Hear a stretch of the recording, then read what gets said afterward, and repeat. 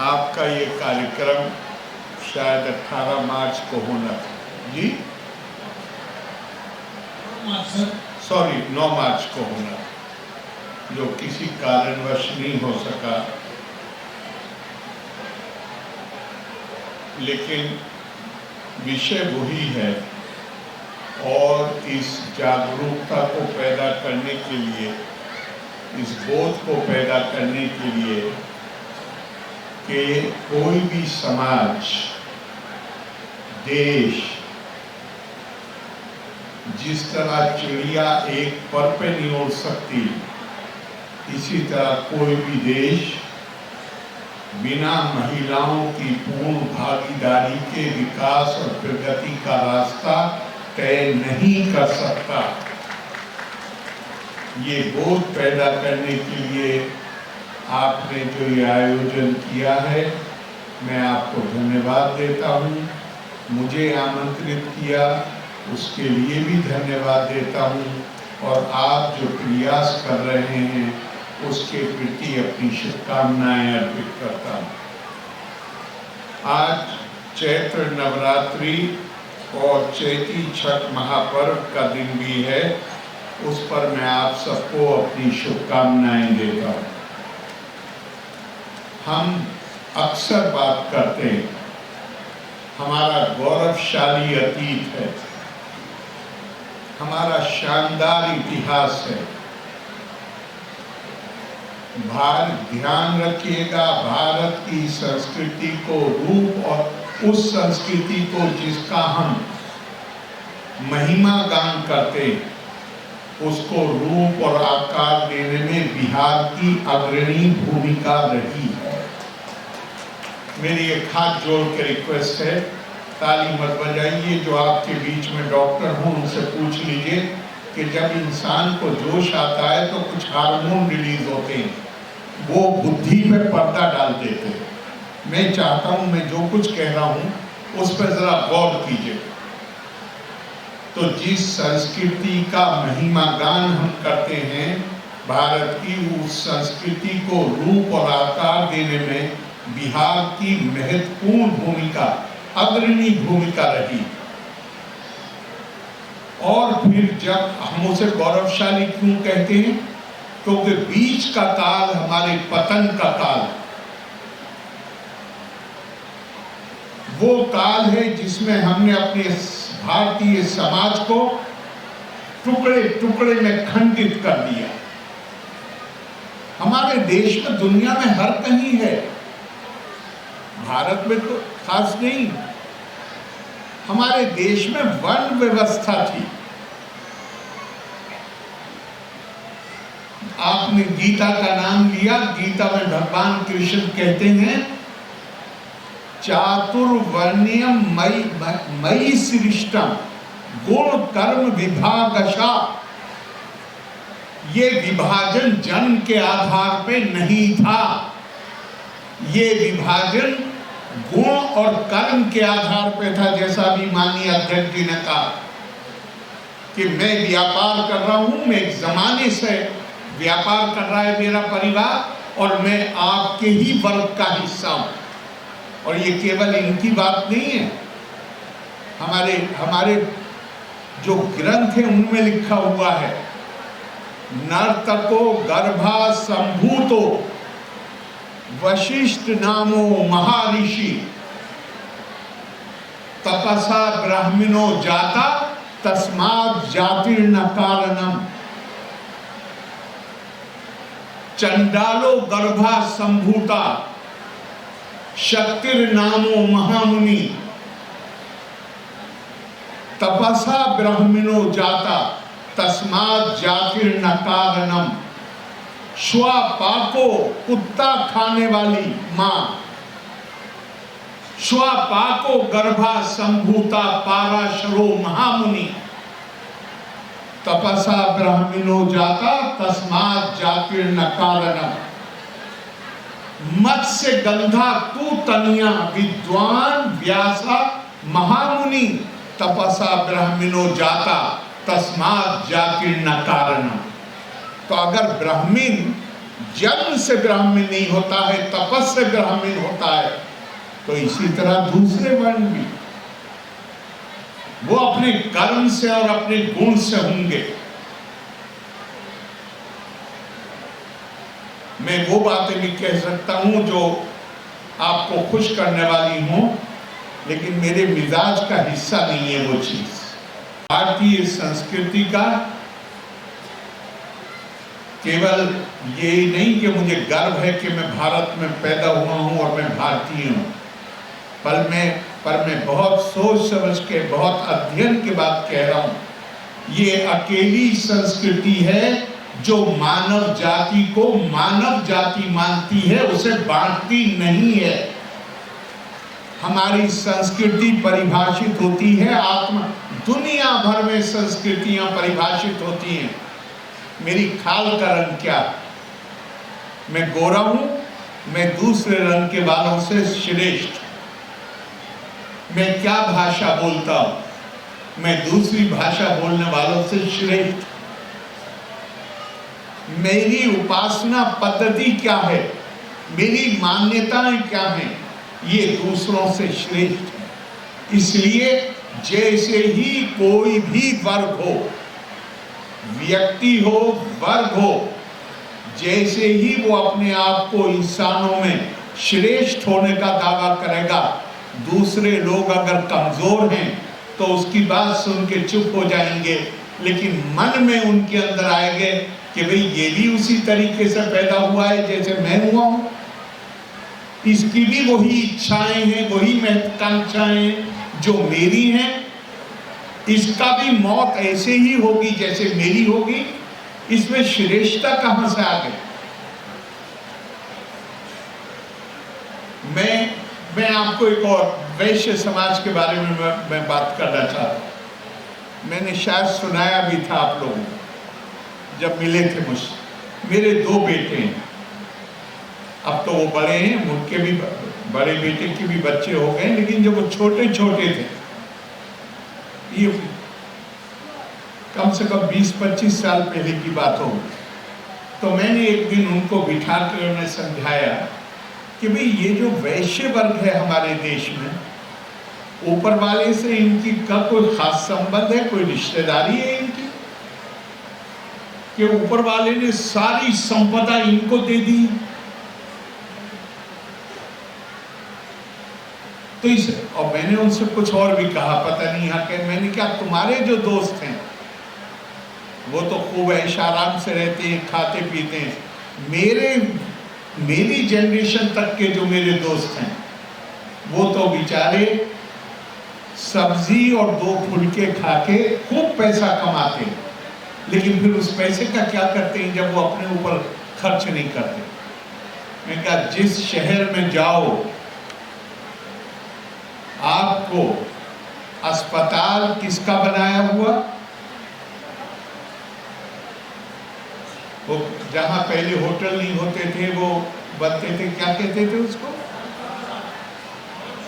धर्मशाला किसकी बनवाई हुई, पियाऊ किसका बनवाया हुआ। दिल्ली में तो जाइए तो जानवरों का अस्पताल भी बनवाया हुआ, सरकार का नहीं। तो मैंने उन्हें मिसाल दी, मैंने कहा भैया आप मेरे बच्चे हो, आप अगर कहीं जाओ और वो आप किसी के बारे में लौट के मुझे ये बताओ कि उसे जब ये पता चला कि हम आरिफ साहब के बच्चे हैं तो उसने हमारे साथ बहुत अच्छा व्यवहार किया, तो मेरे दिल में उस आदमी के लिए प्यार उमड़ेगा या नहीं उमड़ेगा? मैं क्या, ये जितने लोग हैं, जितने जीव हैं, ये सब उसका परिवार हैं।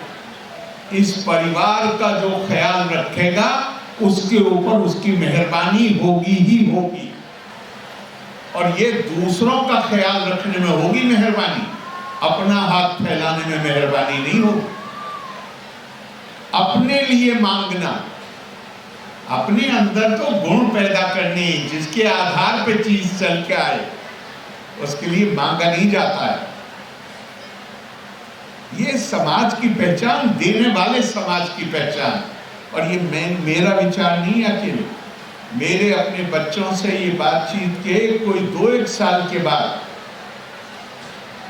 पाकिस्तान के प्रधानमंत्री बाद में बने इमरान खान, उनका एक इंटरव्यू छपा डॉन अखबार में, जिसे हमारे इंडियन एक्सप्रेस ने पूरा का पूरा उसे उन्होंने छापा। तो उस इमरान खान उस जमाने में कैंसर अस्पताल के लिए पैसे जमा कर रहा था। तो उसने एक मीटिंग में कहा कि आज़ादी से पहले, उसने कहा, ये कोई 20-25 साल पहले की बात है, उसने कहा कि लाहौर के अंदर जितने बड़े अस्पताल हैं, और वो 5 हैं, पांचों के पांचों वैश्यों के बनाए हुए हैं। बहुत बड़े अस्पताल हैं वो। उस दिन का पाकिस्तान बने हुए 50 साल हो गए, लेकिन वही 5 अस्पताल हैं। आजादी से पहले लोग कहते थे कि वैश्य समाज के लोग व्यापार करते हैं, उद्योग करते हैं, इसलिए उनके पास पैसा है। हाँ, उनके पास पैसा है। मुसलमान तो सिर्फ जमींदार हैं, उनके पास लिक्विड कैश नहीं होता। और देखा पिछले 50 साल से तो बिजनेस भी आपके ही पास है, इंडस्ट्री भी आपके पास है। इन 5 में एक छठा तो जोड़ दिया होता, वही 5 के 5 रहे और आज भी हैं। हाँ, ये बात सही है कि इस आदमी ने छठा अस्पताल कायम किया। तो ये मेरी अकेले राय नहीं, उस जैसे आदमी ने भी ये बात स्वीकार की। तो मेरी तो आपसे हाथ जोड़ के प्रार्थना है, देने से समाज को आप इकट्ठा करते हैं। मांगने की प्रतिस्पर्धा जो है वो समाज को कमजोर करती है। और आपकी पहचान है भाई, आपका इतिहास। आप अपनी उस परंपरा को भूलिए मत। ये देश कभी विभाजित नहीं होता अगर अंग्रेज ने राजनीतिक प्रतिनिधित्व के लिए आपको आस्था के आधार पर न किया होता, सेपरेट इलेक्टोरेट न बनाया होता, जहां आपके क्षेत्र से कौन जीतता है, किसी भी बिरादरी का हो, वो सबका प्रतिनिधि है। मेरा प्रतिनिधित्व करने के लिए मेरी बिरादरी का आदमी जरूरी नहीं है, जो जीतेगा वो मेरा प्रतिनिधि है। लेकिन अंग्रेज हमारे दिमाग में डाल गए, उन्होंने कहा नहीं, हिंदू का प्रतिनिधित्व तो हिंदू ही करेगा, मुसलमान का प्रतिनिधित्व केवल मुसलमान करेगा, और उसको उन्होंने सेपरेट इलेक्टोरेट का नाम दिया। तो हमारे जितने संविधान सभा की आप भाषण पढ़ लीजिए, सब ने माना है कि 2 ही चीजें जिम्मेदार थी, समाज को कमजोर करने के लिए और आखिर में राजनीतिक तौर पर बांटने के लिए। पहली चीज थी जहां हमने वर्ण व्यवस्था को जन्म आधारित जाति व्यवस्था में बदल दिया और जन्म के आधार पर सम्मान और अपमान का हिसाब होने लगा। दूसरी थी कि हमने राजनीतिक प्रतिनिधित्व के लिए धार्मिक आस्था को आधार बनाया। ध्यान रखिएगा, जो लोग इतिहास से सबक नहीं लेते उनका भूगोल भी गायब हो जाता है। हमारा भूगोल प्रभावित हुआ, हमारा देश बटा। आगे के लिए तो कम से कम हम सचेत रह सकते हैं। और ये भी जो बंटवारा है नारी और पुरुष का, मेरे भाई, भारतीय संस्कृति आत्मा को मानती है। आत्मा न नारी है न नर है। अगर मेरी यहां तो शंकराचार्य से पूछा तुम कौन हो, कहते मनोबुद्ध अहंकार चित्तामीना हम न चा श्रोत्र जीवे न चा घ्राण नेत्रे न चा व्योम भूमि न तेजो न वायु चिदानंद रूपा शिवो हम शिवो। मैं ये अहंकार नहीं, मैं बुद्धि नहीं, मैं मन नहीं, मैं कान नहीं, मैं आंख नहीं, ये मैं कुछ भी नहीं हूं। फिर तुम कौन हो? मैं चिदानंद रूपा शिवोहम शिवोहम, मैं परमात्मा आत्मा के रूप में मेरे अंदर। ये शरीर तो नश्वर है, ये तो खत्म हो जाएगा, लेकिन आत्मा खत्म नहीं होगी। और जो आत्मा मेरे में है वो आप में। लिहाजा हमसे एकेव मानुषा जाति, ये भारतीय संस्कृति का संदेश है। हमारे लिए कोई पराया नहीं अगर हम भारतीय संस्कृति को मानते हैं। और मैं अपने लिए आपसे कहता हूं, मैं तो अपनी भावनाओं को व्यक्त करने के लिए गुरुदेव के शब्दों से ज्यादा अच्छे शब्द मुझे कोई नहीं लगते। उनका मुझे भारत से प्रेम, अगाध प्रेम, इसलिए नहीं कि मैं भारत की मूर्ति बनाकर उसकी अर्चना करना चाहता हूं, इसलिए भी नहीं कि मेरा ये सौभाग्य है कि मैं भारत भूमि में पैदा हुआ, बल्कि मेरा प्रेम इसलिए है कि ये वो भूमि है जिसने अपने संतानों की जीवन, संतानों की चैतन्य आत्मा से निकले हुए जीवंत शब्दों को कठिन से कठिन दुर्गम परिस्थितियों में बना के रखा है, सुरक्षित करके रखा है। मतलब हमारी संस्कृति ज्ञान की संस्कृति है। और ज्ञान कौन सा? यज् ज्ञात्वा न पुना मोहम एवं यास्यसि पांडवा येना भूतानि अशेषेण द्रक्ष्यासि आत्मनि अथो मयि। ये ज्ञान प्राप्त होने के बाद फिर तुम कभी मोह में नहीं पड़ोगे अर्जुन। और वो ज्ञान क्या है कि तुम जिस किसी पे भी नजर डालो पहले उसे अपनी आत्मा का विस्तार मानोगे और फिर तुम उसे मुझ में देखो। ये भारत का ज्ञान है। ये ज्ञान हमें संकुचित नहीं बनाता हमारे मानस को, ये हमें व्यापकता देता है। और मुझे पूरा विश्वास है कि आपकी संस्था, देखिए हम सब परिवार में पैदा होते हैं, माँ बाप के प्रति हमारा प्यार होता है, परिवार के प्रति प्यार होता है, गांव के प्रति प्यार होता है, फिर अपने जिले को जानते हैं, फिर अपने प्रांत को जानते हैं, फिर देश को जानते हैं, फिर मानवता को जानते हैं। भारतीय संस्कृति ये कहती है कि तुम्हारे अंदर जो करुणा भाव है, जो सबसे पहले माँ के लिए, फिर बाप के लिए, फिर भाई बहनों के लिए पैदा होता है। सुसंस्कृत बनने का मतलब है, सभ्य बनने का मतलब है कि तुम्हारे इस करुणा भाव का विस्तार होता जाए लगातार, अपने परिवार से बढ़ के दूर पड़ोसियों से बढ़ के अपना मोहल्ला, अपना गांव, उससे बढ़ के शहर, उससे बढ़ के जिला, उससे बढ़ के अपना प्रांत, अपना देश और कुल मानवता। इसलिए हमारे यहाँ कहा गया अयम निज परोवेति गणना लघु चेता साम उदार चरिता नाम तो वसुदेव। याद है आपको? G20 में था ये नारा, वसुदेव कुटुंबकम।